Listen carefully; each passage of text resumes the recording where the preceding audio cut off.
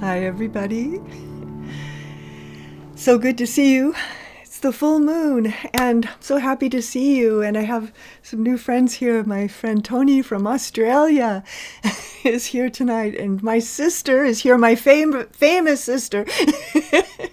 So it's so nice to have some of you here from all around, from Tulsa, Oklahoma, from London, England, from Vancouver, Canada, from Tombstone, Arizona, and from Woodland Hills, California, all of us, and San Francisco. There's so many representatives of lighthouses on this planet. Oh, and Hawaii, cannot forget. So we've got these points, right, of light that we all get to connect like this and tune in to the incoming energy that's coming in whenever there's a full moon and whenever there's a new moon, too, has a different kind of energy. I love them both. They have very different usages. And this one is in Pisces, full moon Pisces. So that's my own full moon. So when the moon comes and the full moon is full on your own moon, that's a big deal. That is, something is going on in an emotional way of realization. If the full moon is landing on your sun, also, right? If you're a Pisces sun or you have Pisces rising. So it's always good to look at the chart, your chart, to see where your planets are so that you can see sometimes some of these full moons and new moons are very, very significant in our lives. And so this is one of them for me personally, for sure. And it's at 26 Pisces, and my moon is 28. So it's pretty tight to my own full moon. My own moon, my own natal moon, I should say. And so when you look at your chart, where is 26 Pisces? That's what you want to look for. And the Sabian symbol for it is a new moon. Coincidentally, this is actually a Sabian symbol. A new moon that divides influences. That's the pondering concept. I wrote down in my notes where two oceans meet. Have you ever seen those images where in the middle of the ocean, one side's dark blue and one side's turquoise? And these two, it's like there's a line that goes right down through. And I forget the name of it. I was just reading about it, though. There's a place around Malaysia in that area that goes through all those islands of Bali that is a something line. And animals and birds don't cross that line. And it has to do with why Australia, it doesn't get different kinds of animals coming through. That's part of why. But it's an ocean line that goes through that's invisible to the eye, really, unless you're above it. But the fish will go right to the edge and swim past it, right to the edge. So that's what a new moon that divides influences, where two oceans meet, and that we have freedom of choice right now. And we can go on one side or the other, which is what is so happening in the world of polarization. But it is in metaphysics, we're always trying to bridge, right? The difference, bridge the two sides so that there is resonance on both sides and that their healing can happen. When you get off the line, you know how I always say when you're on that line of it's this or it's this, that you always want to get higher ground. You get to higher ground where you can hold the whole thing rather than align with one side or the other side. You hold the whole thing for the greater good.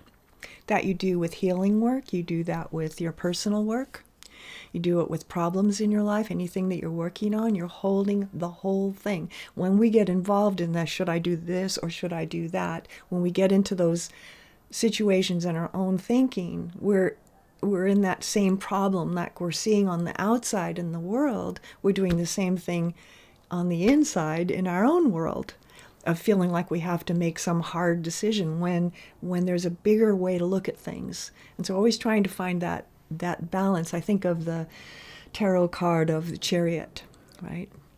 It crosses, it spans the distance, or a rainbow that spans the distance. So I'm calling this moon the revelation moon, the moon of revelation, the potential for revelation, right? That we can have a revelation in our thinking and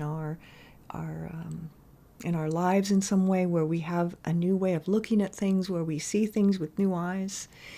A revelation which has reveal in it, to reveal, right? The curtains go back and you see what something really is. So I love that word for this full moon. And I'll just briefly show you the chart. So here's the moon at the sun at 26 Virgo. So it's always in the opposite sign. And the moon at 26 or 25 Pisces. So there's that opposition conjuncting Neptune. So that means this is a very, very sensitive moon. It's a very revelatory moon. It is a very inspiring moon. It's probably a personally quiet full moon, more of a quiet moon compared to others. Because of that Neptune and moon together, it's dreamy, right? It's meditative. And there's a kite in this chart I wanted to show. Kite chart with the sun as the anchor. Here's the anchor. There's the sun. And I wrote grounded, like discovering electricity, the key and the lightning bolt. So here it is, sun opposed the moon, and there's a nice little conjunction with also Saturn included. And so what's stopping us from, having revelation is an interesting question to wonder. Where does the moon 25 Pisces land in your chart? Or the sun 25 Virgo? So Virgos are very affected by this chart too, right? When I teach, just before this chart, before I do this full moon class, I do another at Meditation Mountain. I'm on the board of directors there, and I do the full moon with Michael Infield over there. And our focus from the esoteric perspective is the solar. So it's a funny, different, have to flip hats because they're completely opposite signs, right? Virgo is very different than Pisces, but they're also interconnected, of course, like all yin and yang things are. And so I was just speaking about Virgo and our duty and our responsibility and our service work. And in Pisces, we're talking about the endings of things, finishing things. Pisces is the last sign of the zodiac. So it's the ending of a period and what's wanting to let go. We're always asking that in new moons, what's ready to let go, so that the new can come in, so that the new can be revealed. And so I think what I want to just talk about just for a moment before we do the meditation is just the concept, which I've talked about also at Meditation Mount, of forgiveness, because it works with Virgo and Pisces really powerfully. And when we are having unforgiveness, it takes up a lot of bandwidth and our unconscious psyche. When there's things that we're holding, harboring, I call it, just harboring something that is just like taking up space, it ends up limiting what we're able to receive. And if we've got a lot of resentments and frustrations and hurt feelings that have loaded up over a long time, there can be not a lot of space for that new energy to really come in. And we want to keep clearing the field, I call it, right? Clearing the field so that you can get more and more receptive to what wants to come into your life now.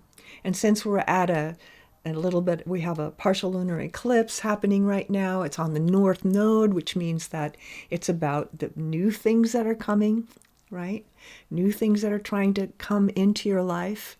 But you can't have the new come in until you sort of let go of the old. So whatever we may be harboring, and I wanted to use forgiveness as one of the ways we harbor things.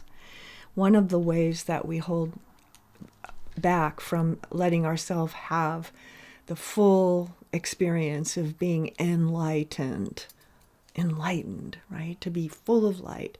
So those things that separate us are negative emotion, in feeling insecure, feeling unworthy, feeling angry, Think of anger as the most closed emotion that there is, right? So when we're angry, we're like mad, the energy closes, it literally goes, yeah, we squeeze down. When we're in love, right, our heart's open, we're floating on air. It's such a different state. And so we're always trying to clear the field of negative emotion that might be there, to just as best as we can. So wherever we're holding unforgiveness, that becomes a place that we're holding away from ourselves. And also all the karma that's attached to it, and that's a whole other subject. So I'm calling that spiritual maintenance, right? And spirit and forgiveness as spiritual practice. Forgiveness is spiritual practice. So at least, when we use Ho'oponopono, I love you, thank you, please forgive me, I'm sorry, those phrases, what we're just trying to do is kind of neutralize the energies that we might be holding unconsciously and consciously. A lot of people think that they've forgiven someone, but they haven't. It's still just sitting there like a little ball of lava, in the psyche, right? And so you want to just let it just dissolve in that Ho'oponopono. But what I was going to use tonight as our dissolver is my favorite forgiveness prayer.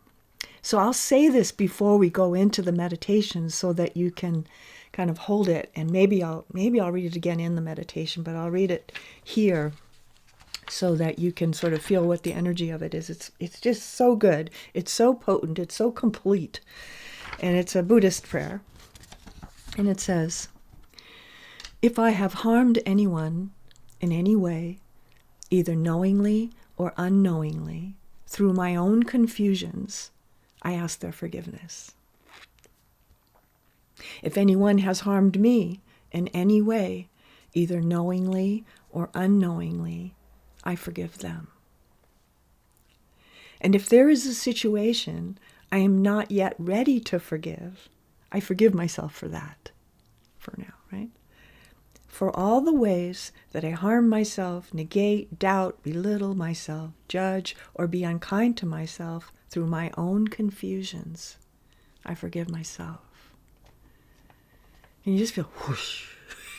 And it covers everything because, my favorite mantra is on so many meditations on SoundCloud is, I forgive everybody for everything. I forgive myself for everything. I forgive everybody for everything. I forgive myself for everything. I forgive everybody for everything. I forgive myself for everything. Om, om, om. And that clears the field. So all those ways of releasing, no matter what it was, no matter how awful or shocking or unfair or whatever it was, just run the energy as service for the world. Heal yourself, heal the world. Where we can't heal, somebody else can't either. It's like we have counterpoints and counterparts and light friends, around the planet. And so as we're holding back and withholding love, withholding heart, it withholds it from everyone. So forgiveness is spiritual practice. I love that phrase. So that's how we're going to do our meditation tonight. So when you're ready to, we're going to light our candle. I'll light mine. If you have one, you can light yours too, or you can just use mine as or you can use your inner light. Here we go. So those are the thoughts that I wanted to sort of set the tone with, of how does revelation happen? There needs to be space for it. Isn't it so that when we're sort of on our knees in our life, that miracles happen? And it's because we finally give up trying all the things that we always try. Same thing over and over. Keep trying the same thing, expecting a different result. We keep trying to make that thing be, because we only know these 4 ways of handling a situation, but there's myriad. There's, a Googleplex of possible responses to something, right? Infinite, infinite. So as we get habituated and hardened, right, which is aging, it's habituated and hard, we get closed, we get into our thoughts closed, we get into our body closed, right? So you want to keep your body moving, you want to keep your mind open, you want to keep reading poetry and listening to music and painting pictures on your own wall, and singing and all those things that keep the flexibility of awareness that has so many expressions, because we are creative. We are the child of the creator, right? So we are natural creatives. We are makers ourselves. There's a writer called Orson Scott Card, and I love his science fiction. He's such a good writer about sort of good and evil, but it's more about light and dark and metaphysics in a way, but all in storytelling. And he talked in one of his books, set in a Western place, he talks about makers and unmakers. I remember thinking, what a great name, right? People that make stuff, people that kick it over. It's so easy to kick something over. It's so hard to make a building or design a song or anything that takes a play to make a movie, to write a book. There's so much effort in that, or we can just burn it, So be a maker, right? Be a creator, be a creative in whatever ways that you are, through cooking, through gardening, through all the arts that we know and all the different sorts of arts, by creative listening, by creative speaking. Right? And the simplest thing, like movement, like being a creative walker, being a creative mover, right? So when people come to yoga in the beginning, we're kind of stiff, we're sort of hard. We don't know how to move. We don't know where our parts are, and I'm teaching people, there's your elbows connected to your forearm, and this is all connected to the neck, and, and this affects this and affects this, and your arm bone's connected to your shoulder bone, it's really true. And the whole thing is this dance of create a flexibility in the body that you can be fluid to or resistant of, And so this dance in a way of this Pisces moon, of dancing with the mystery, dancing with the unknown, dancing with God, dancing with the angels, however you like to think of it, this fluidity of life, to open up for revelation. So, close your eyes. Here we go.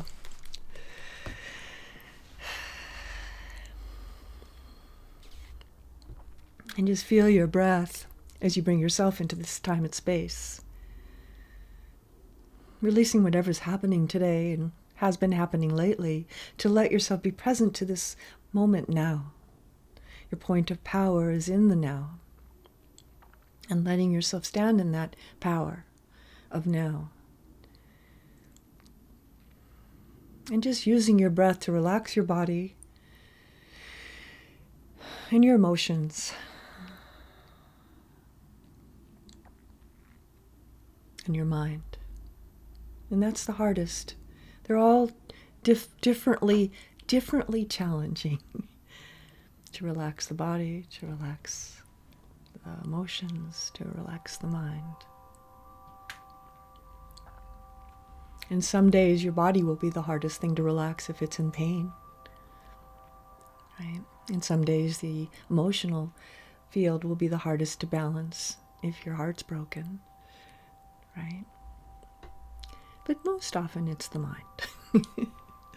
Because those are often event caused. The mind is going, and we're just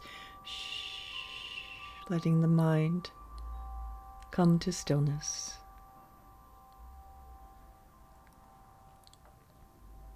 Letting the mind come to stillness.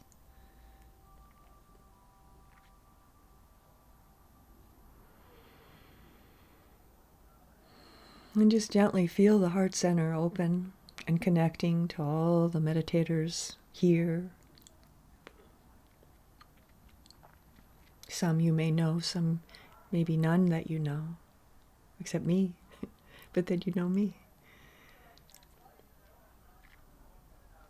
But we're all connected, It's spiritual family. And my favorite word is kindred. Kindred. Souls. Kindred. Somehow, if we were all in a room together, which some of us have been, we would be saying, ho, I get you, I see you, I know you. Because of we are kindred. We are kin.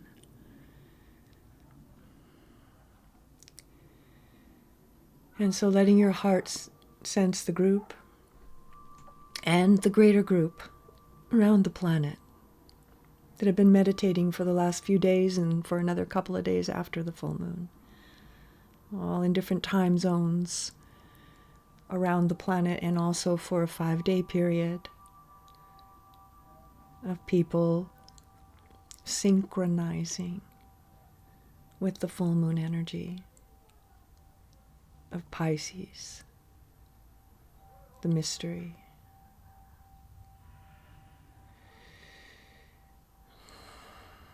And as you're standing now in your meditation, finding your place, finding your sense of self within it, sensing the soul that is right here, right now, and always is, but having pure access right now. Just feel these incoming energies being translated by the soul as they move through the crown chakra and through all the chakras, crown, head, throat, heart, solar plexus, navel, root, and all the sub-chakras that are everywhere on your palms, on your eyelids, on your chest, on your belly, on your knees, on the soles of your feet. There's 49 minor chakras. There's 7 major chakras. And just feeling that energy being translated in whatever way throughout this meditation. And I want you to see yourself standing in the violet now, in a big volume of violet that has blue, that has white, but that is primarily violet, alive and moving, pulsating like the universe does. And just feel that influence of violet opening up the head center, that point of natural violet in our own bodies, in our own energetic system. And imagine that if you looked around, that violet would cast like through the ajna center, right? Like the unicorn point. Anywhere that you looked, violet would cast. But for right now, you're just in it. And let that violet heal your body in whatever way it needs healing, physically, emotionally, mentally. And feel yourself rearrange, reorganize to violet, this high frequency of light,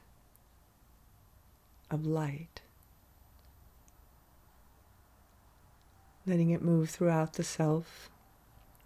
And as you're standing in the violet, just feel, sense with the soul that is in meditation deep, guiding gently, offering gently whatever needs to be offered. But in this particular meditation, letting yourself see or know if there is anyone, anywhere, from any time, that you need to forgive. This within yourself. This is not anything you have to go do. You are doing it. And just gently, if you are aware of somebody or somebodies, it can be a whole nation. We have these kinds of prejudices sometimes that we've been taught or that we think are true. So from the mass to the finite, wherever there might be judgment, wherever there might be resentments, just let this violet light collect it all and transmute it. You have to offer it, of course. You have to be willing. But as you're willing to, keep releasing it. And please remember to include yourself, to forgive yourself. Here comes this prayer, just into this space, okay? If I have harmed anyone in any way, if I have harmed anyone in any way, either knowingly or unknowingly, through my own confusions, I ask their forgiveness.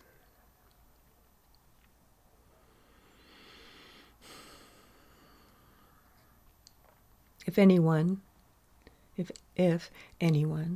has harmed me in any way, either knowingly or unknowingly, through their own confusions, I forgive them.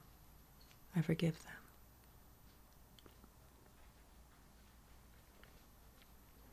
And if there is a situation I am not yet ready to forgive, I forgive myself for that. For all the ways that I harm myself, negate, doubt, belittle, judge, or be unkind to myself through my own confusions, I forgive myself. Now you can say, I forgive myself for everything. I forgive everyone for everything. I forgive everybody for everything. I forgive myself for everything. I forgive myself for everything. I forgive everyone for everything. Om, into the violet. Into the violet. See it happening. Feel it happening. Feel your energy moving differently, faster, like violet moves, with white, which moves faster still. Clearing the field of the emotional body, the mental body, the physical body, the emotional body, the mental body, the astral body, the etheric body, Buddhic body. I forgive myself for everything. I forgive everybody for everything.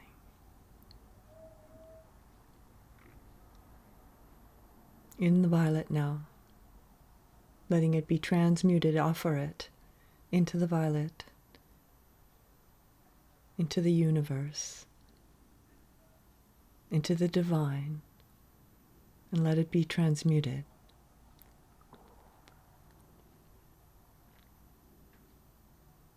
Anything you can think of, old things, new things, now things, into the violet. Om.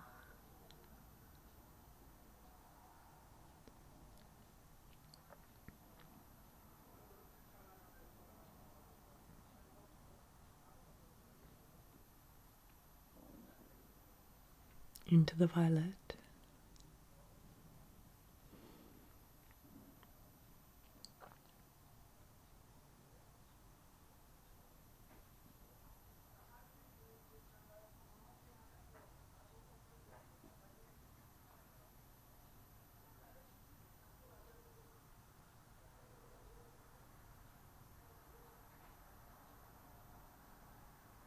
And if there's anything lingering, that's okay. You don't have to do it all in one shot. You can take your time. You can do this over lifetimes or moments, days, weeks. Some subjects take time for lots of good reasons. Offering it into the violet. And wherever you haven't forgiven yourself now,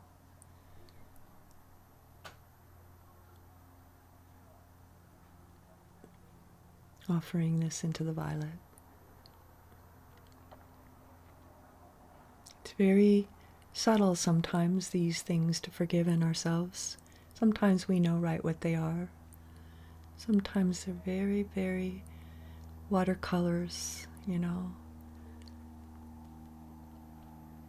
I wish I'd known, I should have known. Why didn't I know? What's wrong with me? These thoughts, right, that anchor into the psyche, building into our personality, manifesting through the body. I forgive myself for everything. Starting now, I'm forgiving myself more and more for everything. As it comes up, I forgive myself for everything. From the past, I forgive myself for everything. Because remember, the key line is through my own confusions, right? We don't know. We think we know, we don't know. It's okay. I forgive myself for everything. I forgive everybody for everything. Into the violet.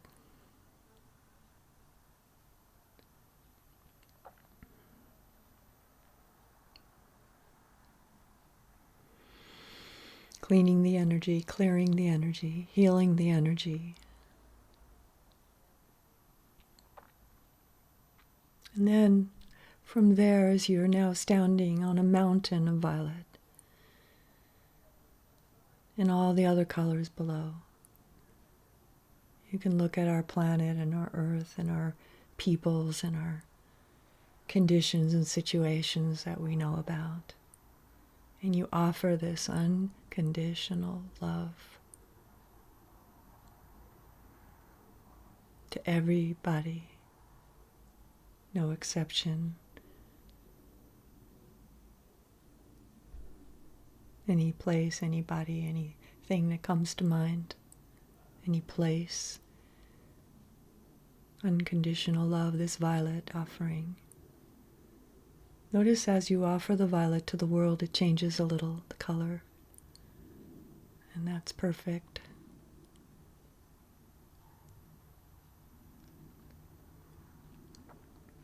And just ending this in this phrase of power, all blessings to all beings. This phrase of unconditional love. All blessings to all beings. That includes animals and fish and birds and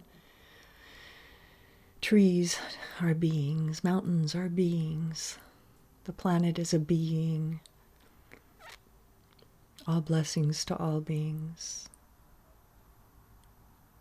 Moving through unconditional love.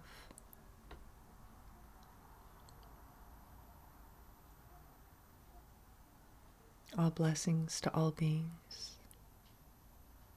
And see that energy moving wherever it needs to be, however it needs to move.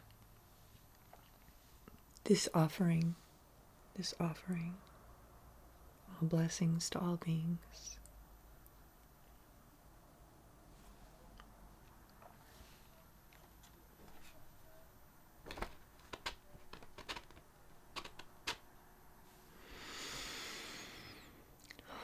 And then after a while, just letting yourself come back into this time and space, into this focus.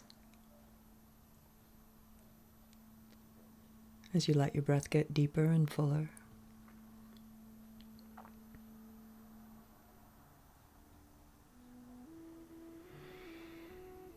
until it starts to feel natural to transition out of this meditation when you're ready to.